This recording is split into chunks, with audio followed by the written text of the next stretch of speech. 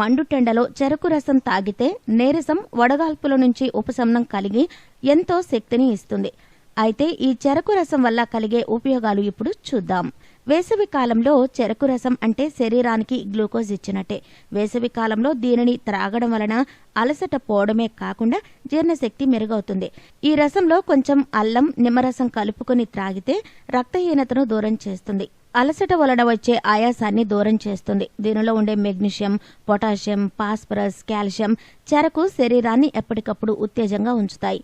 ఈ రసంలో సుక్రోజ్ రూపంలో ఉండే చక్కెరని శరీరం తేలికగా జీర్ణం చేసుకుంటుంది. శరీరం డీహైడ్రేషన్ కి లోనైనప్పుడు చెరకు రసం త్రాగితే తక్షణ శక్తి వచ్చి త్వరగా కోలుకుంటారు. చెరకు రసంలో గ్లైసెమిక్ ఇండెక్స్ చాలా తక్కువ కాబట్టి మధుమేహం ఉన్నవారు కూడా చెరకు రసం తాగొచ్చు. దీనిలోని సుక్రోజ్ దంత సమస్యల్ని కూడా నివారిస్తుంది. శరీరంలోకి క్యాన్సర్ రాకుండా నియంత్రించే ఫ్లావనాయిడ్స్